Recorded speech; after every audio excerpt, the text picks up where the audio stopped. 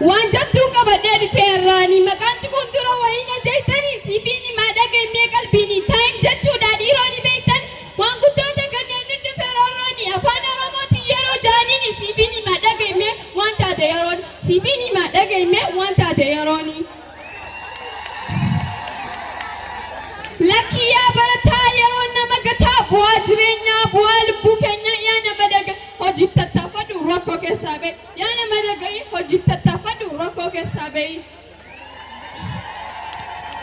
Osuma barattuu waan darbee yaadadhu kan beeku gaafadhu rakkoo si qunnamtee furmaata laadhu kan beeku gaafadhu rakkoo si qunnamtee furmaata laadhu.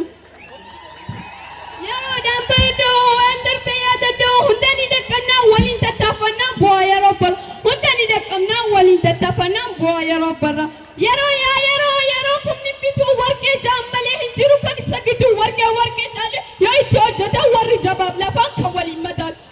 warqee caalu yoo itti hojjetan warri jabaaf lafaan kan waliin madaalu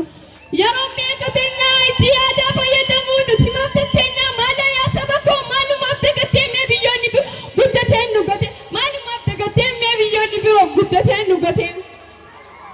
maaloo yaa obbolaa maaf akkana ta'u mana jumaalitti sa'aatii gadi hin baatu maal kana qofaa warri shamarranii kan buna danfisuu oduu jalqaba barii eegalanii tokko lama gochaa galgalaan eeganii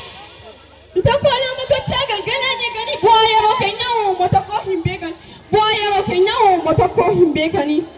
dhagayyaa saba koo bu'aa yeroo kannuu baay'ee irraanfattee beellinii fi hongee kanaafuu nu fudhatte safuu bu'aa yeroo kamii beekamni isaa kan yeroo kabajee kun doktora ta'e kun xayyaara samirra balali'ee kan yeroo hin kabajin matuma isaa irraa ka'ee biyya saraattilee bu'aa guddaatu kan yeroo hin kabajin matuma isaa irraa ka'ee biyya saraattilee bu'aa guddaate. Bu'aa yeroo baruuf gamtaaleen akaanuu dhaloota baruutii fakkeenyaa taanu bosona kunuunsumna mugee teenyaaba waan dhageeffatanii guddaa galatoomaa ayyoona baruu barbaaddananii maqaan koo Radiinaa Jundiitiin jaamaa kanii baradhuu kutaa jaaffaa mana barnootaa dhaloota qubee jirra.